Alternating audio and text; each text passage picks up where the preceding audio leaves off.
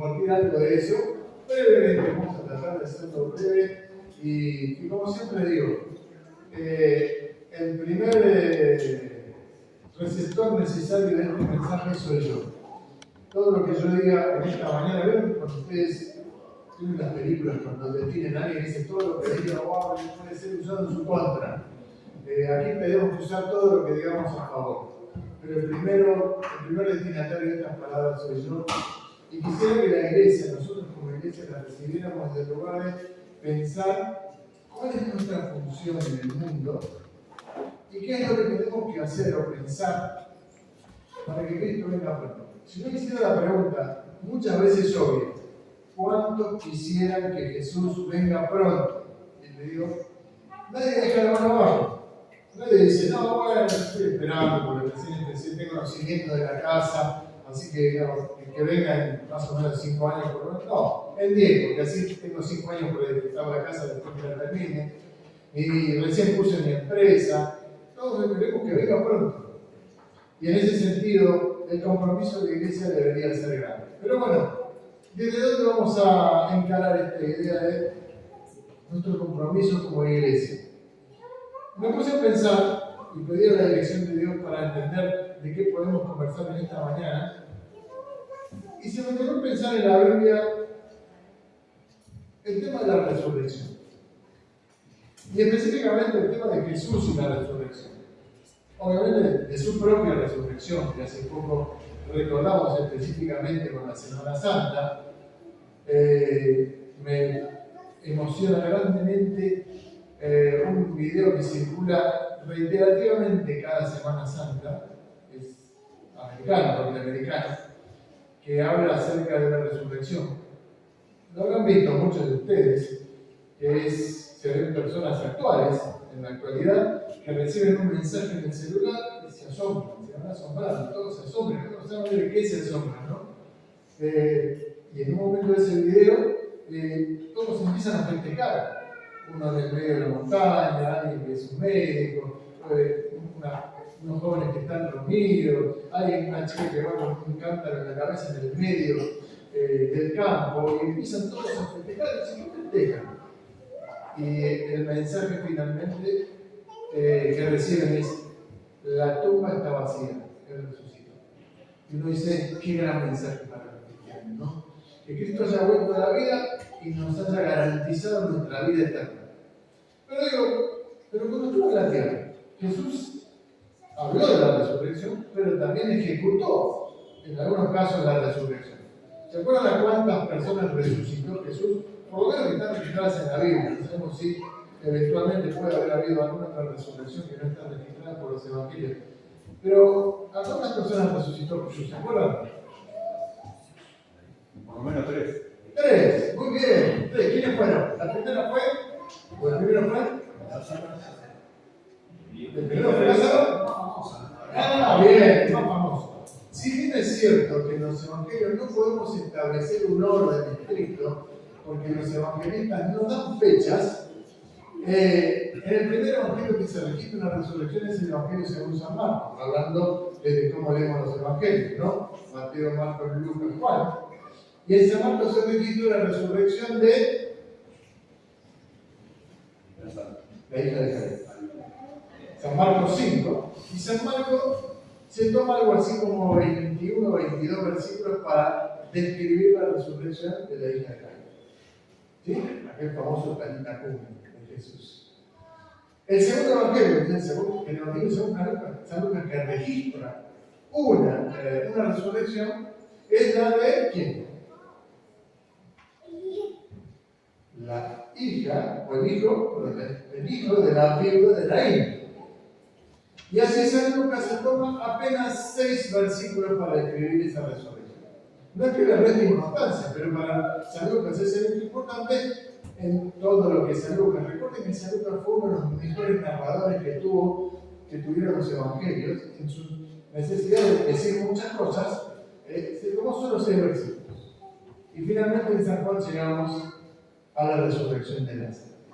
Y San Juan se toma casi un capítulo entero. Yo diría que se toma un capítulo entero. El capítulo 11 a pesar de que son 45 versículos para hablar de la resurrección de Lázaro, la última parte tiene que ver con la resurrección, porque es los sacerdotes ante el hecho consumado de Jesús, habiendo resucitado a una persona delante de una multitud y habiendo hecho una resurrección bastante particular. Algunos podrían decir que algunos de los otros muertos no estaban muertos, y de hecho en aquella época algunos historiadores piensan que se puede haber discutido eso. O sea, tal vez simplemente los sanó, parecían muertos y no lo estaban.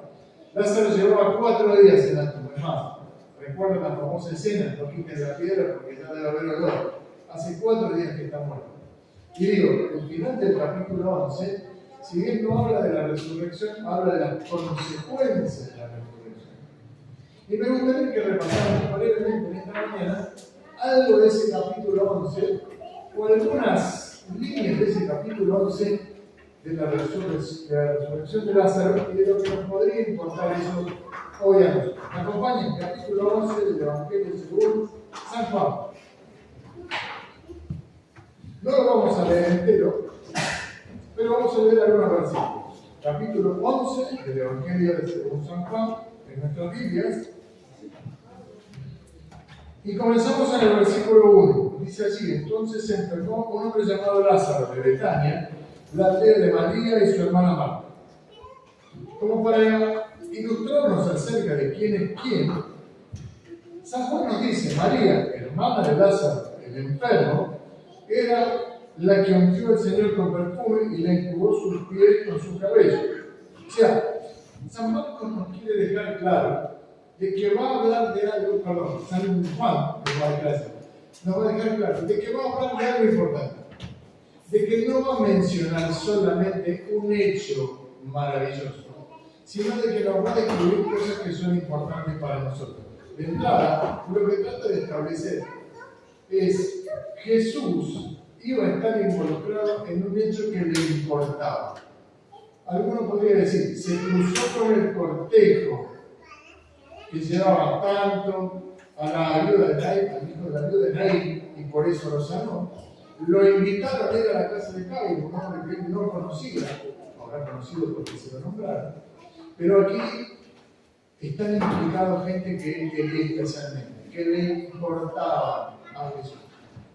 Y no deja de ser un hecho importante el que la Biblia nos relacione la resurrección con alguien a quien Jesús era importante para él.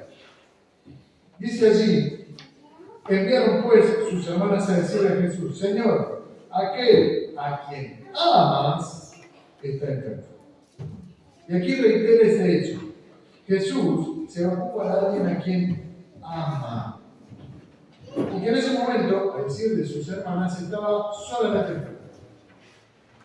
Y es interesante porque uno dice, bueno, ok, aquí Jesús va a ir a atender a alguien a quien ama. Si fue a la casa de la viuda, o se cruzó con el cortejo de la viuda de Naín y ejecutó esa resurrección, si fue hasta la casa de aquel noble hombre para curar o eventualmente resucitar a su hija, cuanto más lo va a hacer para aquel a quien amaba, su amigo. La inspiración de la Biblia dice que Jesús pasaba tiempo cuando quería descansar en la casa de sus amigos Marta, María y Lázaro. Así que uno dice, esta historia va a terminar bien. Jesús va caminando, lo sana y termina. Al oírlo, dice, Jesús dijo: esta enfermedad no es para muerte, sino para la gloria de Dios, para que el Hijo de Dios sea glorificado por eso. Y dice, para que nos quede totalmente claro, Jesús amaba a Marta, a su hermano y a Lázaro. Pero el versículo 6 dice algo interesante y hasta inquietante. Sin embargo, pero, cuando oyó que Lázaro estaba enfermo, se quedó 2 días más en ese lugar. Un dato interesante. Jesús sabía y tenía claro, y luego sus discípulos se lo aclaran, que volver a Judea era peligroso para él. Para llegar a Betania tenía obligatoriamente que pasar por Judea. Tenían que pasar por cerca de Jerusalén y allí lo estaban buscando para matarlo. Sin embargo, uno podría decir, Jesús tendría que haber ido igual, era su amigo, era Lázaro, lo amaba. La Biblia, el apóstol Juan recalca, Jesús amaba a María, Marta y a Lázaro. Y sin embargo dice que si queda 2 días más en ese lugar. Podemos decir, ¿tuvo miedo Jesús? ¿Actuó racionalmente? No tengo que ir así. Me pregunto, ¿Jesús necesitaba ver a Lázaro para sanarlo? No.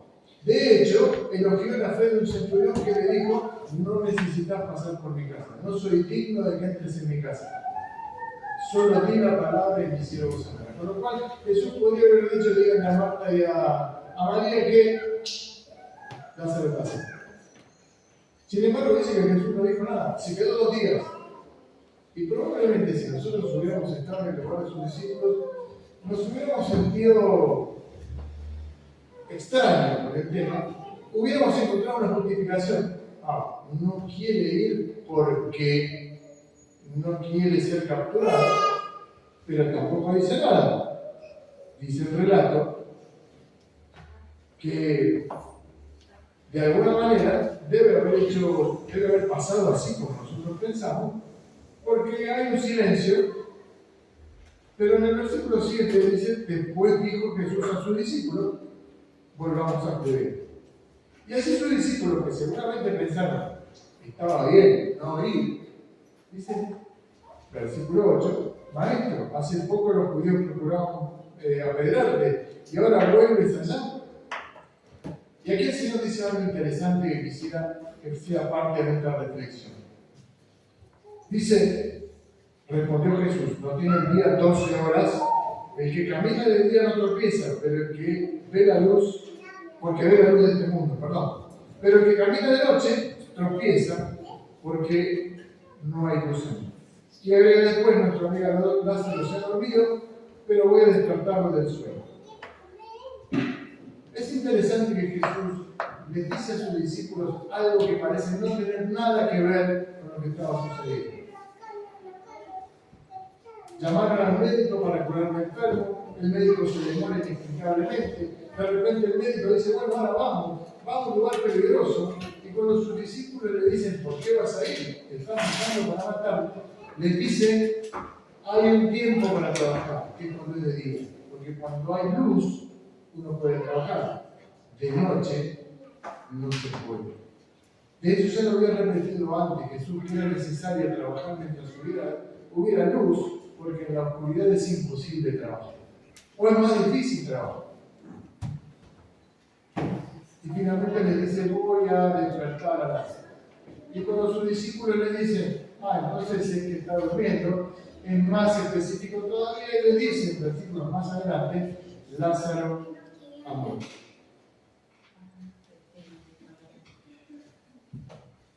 Y la respuesta de Tomás es muy subjetiva. Tomás, aquel incrédulo, el Dídimo, el que quería tocar a Jesús, algún tiempo después para estar seguro de que había resucitado, dice, entonces dijo a sus condiscípulos, bueno, pasamos nosotros también a morir. Tomás era de las cuestiones extremas. Si no toco, si no estoy ahí, si no veo, no creo. Se murió Lázaro, entonces nos vamos a morir todos por Lázaro. ¿Saben? Me encantaría trasladar esta imagen, la imagen de el Jesús que amaba a Lázaro, el Jesús que de alguna manera quería correr un riesgo para ir a sanarlo, aunque podía sanarlo de lejos, de que parece dudar, pero sin embargo después se compromete, va a buscarlo. El Jesús que dice, necesito trabajar mientras es de día, porque de noche no se puede trabajar. Y este Jesús que nos invita a pensar y a reflexionar que alguna solución podría ser rendirse ante las circunstancias. Para los discípulos era, si Lázaro estaba muerto y no podemos hacer nada, bueno, vamos a morirnos todos con Lázaro. Porque todos lo querían de alguna manera, eran amigos de Jesús, pero lo amaban de alguna manera. Y me encantaría pensar en la situación de nuestra iglesia y en nuestra situación como cristianos. Cristianos que anhelamos la venida de Jesús, que queremos que Jesús venga. Y vuelvo a decir, lo digo con el corazón y me hablo a mí mismo. Pero sin embargo, de alguna manera, estamos simplemente siendo apenas espectadores de lo que sucede. Y a veces, hasta cuando las cosas no salen como nosotros esperamos que salgan, nos rendimos ante las consecuencias. Y bueno, ¿será que no viene gente a la iglesia? ¿Y será que son los tiempos que vivimos? La gente es incrédula. ¿Para qué vamos a salir a repartir un libro si la gente te lo rechaza? La juventud está perdida. ¿Saben? Fui a una iglesia adventista hace poco y me impactó, si quieren, ver cuando entramos, así, una batería bien puestita ahí, guitarra eléctrica, bajo eléctrico, piano eléctrico, órgano. Y luego ver que toda la ceremonia de la iglesia giraba alrededor de la música que se puede hacer con esos instrumentos. Alabanzas, todas, alabanzas. Y yo estoy diciendo, wow, qué bueno que de alguna manera hayamos aceptado como iglesia algunas cosas diferentes. Después podemos entrar en cuestiones de si es lo que me gusta, si es lo que es, si es lo que debe ser o no, pero es. Tenemos en algunas iglesias así. Ahora, ¿saben lo que llamó más la atención? No es la música estridente, no es las alabanzas cuasi o pentecostales, fuera de los himnos clásicos. Me llamó la atención el exclusivo protagonismo de eso, en donde el resto de las generaciones no tenían ninguna participación. No estoy criticando a la iglesia, lo que estoy diciendo es a esa iglesia que Jesús ama, a la que nosotros le pedimos que la sane, a veces no la estamos entendiendo y no la estamos llevando desde el lugar que Cristo quisiera que la lleváramos, por una cuestión y por una palabra que se llama compromiso. Vuelvo a insistir, no se sientan interpelados por mí, no estoy retando a la iglesia, no estoy diciendo que la iglesia, de que mi iglesia de Urquiza, porque los amo como si fuera mi iglesia de Núñez, sino digo, la iglesia en general, tal vez esté necesitando, seguramente esté necesitando una resurrección. Y cuando Jesús fue a resucitar a Lázaro, y Juan lo entendió perfectamente, seguramente nos estaba dando a todos, a cada uno de nosotros, a mí en primer lugar, un mensaje de llamado de atención.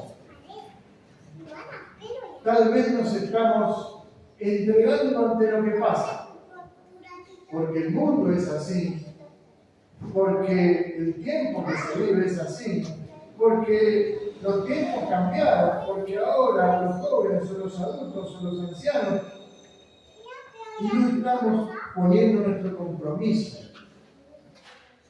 A veces siento, lo siento por mí, que estoy como Tomás. La iglesia se muere, bueno, vamos a morirnos todos. Y Jesús estaba mandándoles otro mensaje. Y fueron a lo de Lázaro. Y Jesús les dice en el versículo 15, y me alegro por vosotros, que yo no haya estado allá para que creáis. Vamos. Me alegro que yo pueda estar con ustedes. Y el Señor se alegra de que cuando se fue, dijo, yo estoy con ustedes todos los días hasta el fin del mundo.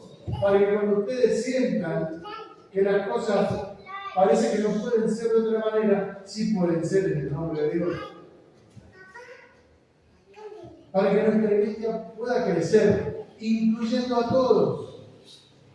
Para que nuestra iglesia no tenga miedo de decir quiénes somos, a quién representamos, y que es el amor de Cristo el que nos anima no se va adelante. Pero algunos todavía podría decir, pero Elena de Boris dijo que en iglesias de 100 va a quedar uno. Y es casi como una sentencia de muerte. Quiere decir que nuestra iglesia tendrá que casi explotar y transformarse. Y más allá de que eso sin duda pueda ser cierto, o sea, está cierto en algunos lugares. No conozco la Argentina, pero puedo garantizarles. Hay iglesias adventistas en los Estados Unidos que hoy son otra cosa. Templos completos que fueron vendidos y son locales bailables. Fábrica. ¿Puede terminarse una iglesia? Claro que sí. Pero Jesús nos da una esperanza. Jesús nos enseña en este ejemplo de Lázaro que su iglesia puede nacer nuevamente, que su iglesia puede resucitar, que necesita tomar el compromiso y que ese compromiso nace por mí mismo, por Esteban Brito, como decían algunos, como miembro de iglesia, como hijo de Dios.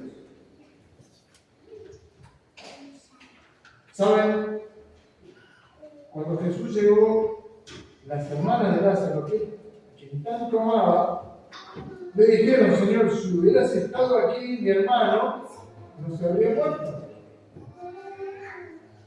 Y se lo dice primero Marta, y luego, cuando María es llamada por su hermana, dice: el Señor te busca, le vuelve a repetir lo mismo: si hubieras estado aquí, mi hermano no se habría muerto. Y Jesús le dice a ambas, especialmente a Marta: tu hermano resucitará. Y ella le dice con fe: sí, Señor, yo sé que va a resucitar en el día postrero, cuando todo resucite. Y Jesús le dice algo maravilloso. ¿Se acuerdan? Versículos 25 y 26. Yo soy la resurrección y la vida. El que cree en mí, aunque muera, vivirá. Y todo el que vive y cree en mí, no morirá para siempre.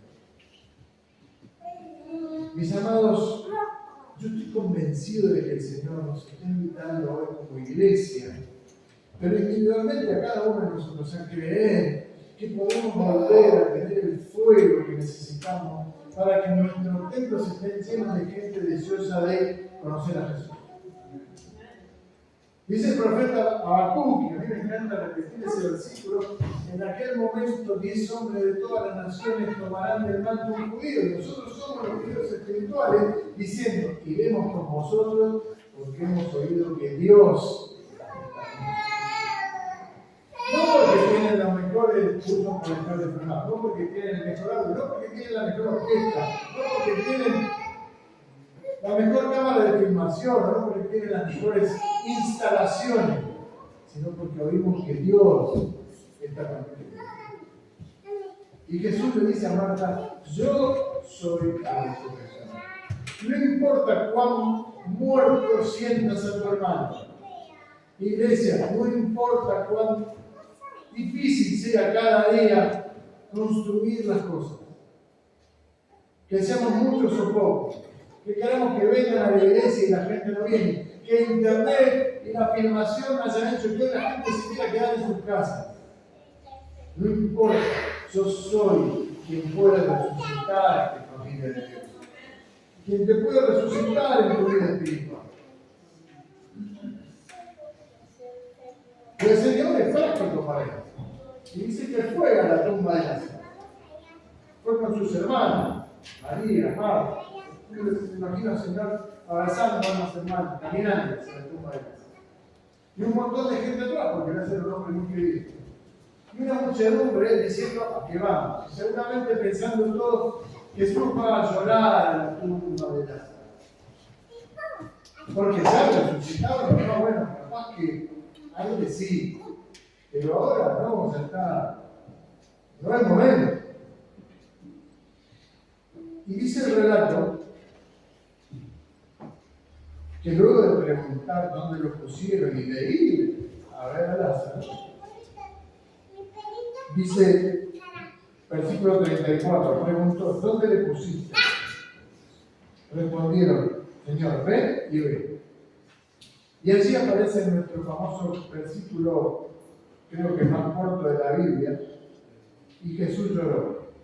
Y aparece nuestra convicción de que no lloró porque Lázaro había muerto, porque él podía hacer lo que iba a hacer en un instante, sino que lloró por la incredulidad de todos, lloró por esa humanidad que no terminaba de creer lo que él podía hacer por ellos. Y hay un dato interesante. El versículo 38 dice que frente a la tumba de Lázaro, dice, y Jesús, muy conmovido otra vez, fue al sepulcro, que era una cueva con una piedra encima. Y esa palabra, conmovido, en arameo se traduce algo así como, mejor dicho, se pronuncia algo así como embriomamai, y no es la conmoción de alguien que no sabe qué pasa, de que se asusta. Es algo así como ese gesto que hacemos nosotros para bufar, y es definidamente un gesto casi de fastidio. Y en realidad Jesús no estaba conmovido porque le entristecía la muerte de Lázaro. Jesús estaba casi enojado con la actitud de los hombres. Y a mí me gustaría pensar en ese Jesús mirándome a mí y bufando y diciendo, Leo, ¿hasta cuándo? ¿Hasta cuándo voy a seguir golpeando y no vas a abrir la puerta? ¿Hasta cuándo voy a estar esperando que creas que soy capaz de resucitar tu vida espiritual, tu fuego, de encender tu fuego por mi amor? No importa cuánto haga, no importa que hace 4 días, 2 años, 15 que estás muerto. Iglesia, ¿cuándo vas a entender que no importa que creas que hoy está todo perdido y que Internet se llevó tus miembros, que el mundo ganó la batalla, sino que es hora de que resucites? Y yo lo puedo hacer ahora. ¿Ven la mano que viene decir algo? Sí, si me permite un aporte. Los tambores, la música y danza es una profecía del ángel de Juan, que iba a volver a pasar, porque pasó en Indiana justo antes del fin del tiempo de gracia. Amén. Necesitamos volver a ese primer amor. Jeremías decía, y es cierto, por ahí en tu vida y en mi vida pasa que, puedo decir, tengo problemas, míos, ajenos, el trabajo, la familia, los hijos, el país, la economía.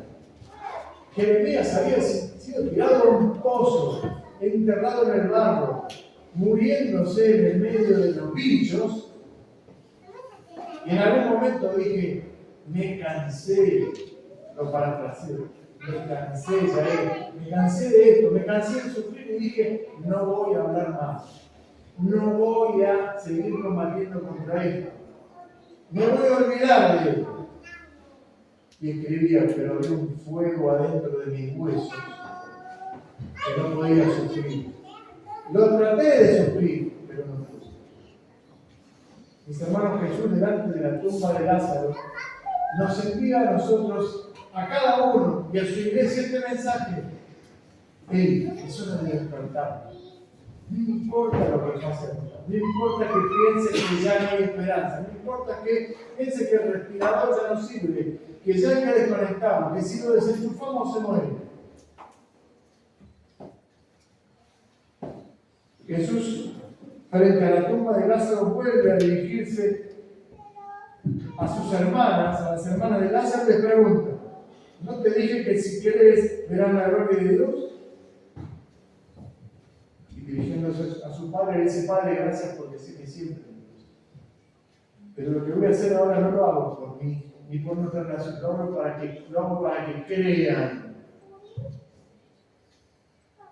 en vos, para que crean en lo que sos capaz. Para que crean que no importa que hace 4 días que Lázaro está muerto, y ya el lloró y están los gusanos haciendo su trabajo, perdón que sea tan explícito. Si estás dispuesto, Dios es capaz de resucitar tu vida espiritual.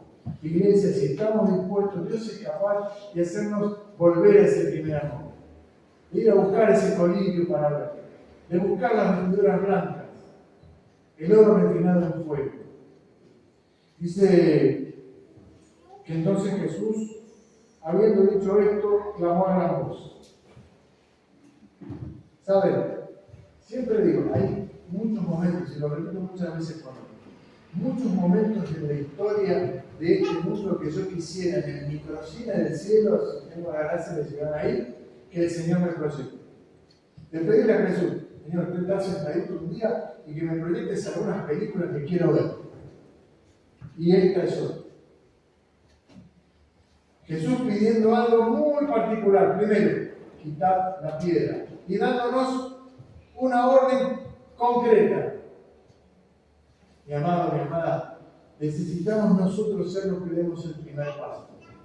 Quiten la piedra. ¿Cuál es la piedra que te está impidiendo que hoy Dios sea lo primero en tu vida? ¿Cuál es la piedra que te está impidiendo? Tenemos que hacer un esfuerzo para quitar esa piedra.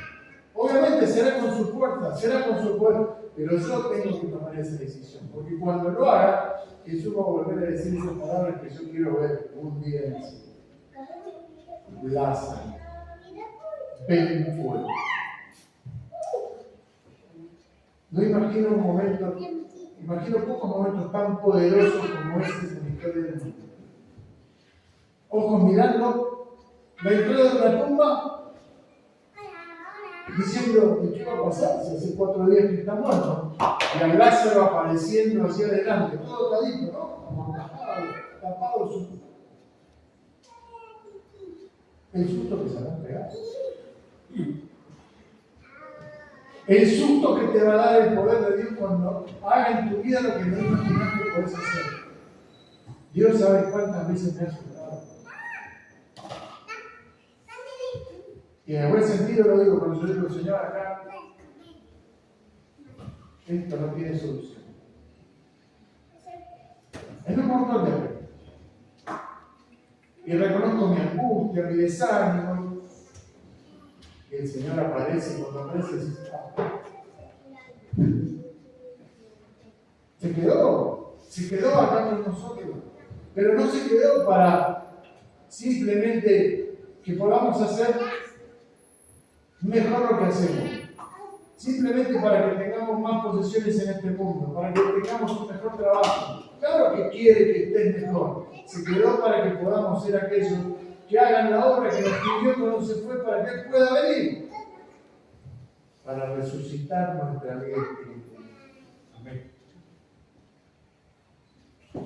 Mis hermanos, el relato de Lázaro es el relato que yo quisiera que sucediera en mi vida. Que Dios me ayudara, porque lo quiere hacer, a correr la piedra que está molestando la salida de la tumba de mi vida espiritual, para que Él pueda dar la orden y decir, Esteban, afuera. Deja de vivir esa vida de muerto. No importa qué sea lo que te retiene ahí en esa tumba, yo puedo darte nueva vida. Y como iglesia necesitamos que nos dé individualmente nueva vida para tener nueva vida como iglesia.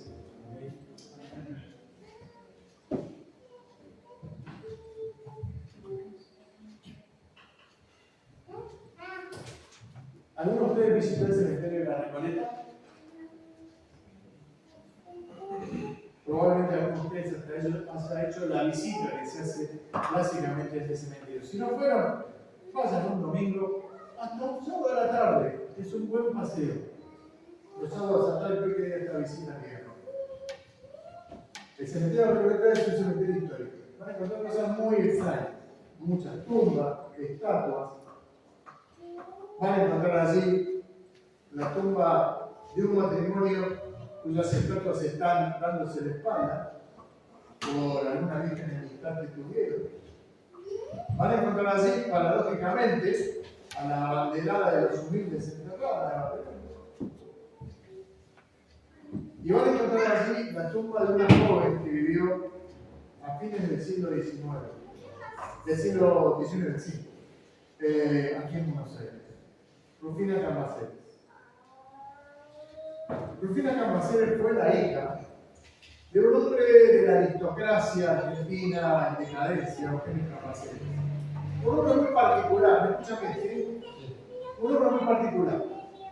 Eugenio era un político radical que podría haber hecho una gran carrera en la política si no fuera por algunos escándalos que hubo en su vida. De hecho, se involucró con una cantante lírica. Su esposo los encontró en un palco en el Teatro Colón, lo retó a duelo y Eugenio, en vez de batirse a duelos, se escapó. Ese primer escándalo lo desposicionó en la política argentina, él volvió al país. Mientras estuvo en Francia viviendo, se dedicó a la escritura, escribió algunas novelas, algunas todavía en alguna vieja biblioteca o en alguna vieja librería de Buenos Aires se pueden encontrar, en donde fundamentalmente criticaba la hipocresía, el mismo que ha sido parte, y algunas costumbres de la sociedad que lo hicieron todavía más marginal en el ámbito de la política. Para coronar su vida complicada, se casó con una bailarina que vino de Italia. En aquellos tiempos ser bailarina en una compañía itinerante que era casi primera de prostituta, lo cual para su sociedad lo terminó de condenar y tuvieron una hija, Rufina, que llevó el nombre de su bisabuelo. Eugenio murió poco tiempo después de que Rufina nació. Ella se crió con su madre, una mujer muy bella, y empezó a crecer, y en algún momento empezó a competir en belleza con su madre. Rufina era una joven muy bonita, muy apreciada en la sociedad. En aquel momento, las personas de la sociedad, las jóvenes de la sociedad, no hacían más que aprender algunas cosas como tocar el piano, bordar, tener pequeñas reuniones en donde chismeaban entre ellas, pasear por la sociedad porteña y hacer fiestas en sus casas. Fiestas aristocráticas bastante privadas, en donde siempre se veían personalidades. Y a una de esas tantas fiestas empezó a venir en casa de Rufina y de su madre alguien que después fue clave en la política argentina, que se llamó Hipólito Yrigoyen, político radical. Hipólito tenía bastante más años que Rufina, tenía 46 años cuando la conoció. Rufina tenía 19. Y nació un amor platónico entre ellos. ¿Sí? Un amor que duró mucho tiempo y que nunca se terminaba de consumar. Un amor que no hubiera sido un escándalo, en aquella época era bastante habitual y hasta querido ese tipo de romance. Un hombre grande con una mujer muy joven. Había un solo problema, era un gran secreto. Hipólito Yrigoyen era el amante de su madre. Y Rufina no lo sabía. Algún tiempo después, Hipólito le invitó al Colón a una velada de gala y Rufina iba a asistir junto con Hipólito, y Rufina tenía toda la ilusión porque pensaba que en ese momento finalmente Hipólito le iba a declarar su amor. Pero sucedió algo impensado. Una gran amiga de Rufina que conocía, de hecho se decía que toda la sociedad lo sabía, que ella era la única que lo ignoraba, que dudaba en hacerlo. Finalmente ese día por la mañana pidió hablar con Rufina, se reunió con ella y le contó esa terrible noticia. Dicen que Rufina se asustó, se sintió mal, le pidió permiso a su amiga, se fue a sus habitaciones en la planta alta de su mansión y se acostó. Pasó 1 hora, 2 horas, 3. Alguien fue a verla, uno de sus sirvientes, y la encontró en una posición extraña, acostada en la cama, la tocó, estaba helada. Llamaron al médico, y cuando el médico vino, hizo las prácticas que correspondían y determinó que Rufina había muerto de un ciclo cardíaco. Fue enterrada esa misma noche en el cementerio de la Recoleta, no enterrada, fue llevada al panteón de la familia. Su madre, en el momento antes de clavar el ataúd, se enfrentó a ella, no la quería dejar ir, no comprendía cómo su hija podía haber muerto de esa manera. La dejaron esa noche en el cementerio. Era una práctica habitual en aquella época que las familias adineradas enterraban a sus muertos más preciadas posesiones. En este caso, Rufina fue enterrada con todas sus cosas. Por lo tanto, en los cementerios había un guardia que no era el que ahora pide un cementerio simplemente por cuestiones casi formales, un sereno, sino era un guardia que estaba atento porque había gente que entraba a las tumbas a robar. Aquel hombre durante la noche oyó ruidos extraños en la tumba de Rufina. Se asustó porque escuchó cosas muy fuertes. Así que por la mañana fue a avisar a la familia porque pensó que alguien había entrado al panteón y había estado robando las cosas de Rufina. Cuando entraron allí, vieron que el cajón estaba desacomodado. Algunos hombres excavaron la tapa del cajón y encontraron a Rufina dada vuelta en el cajón.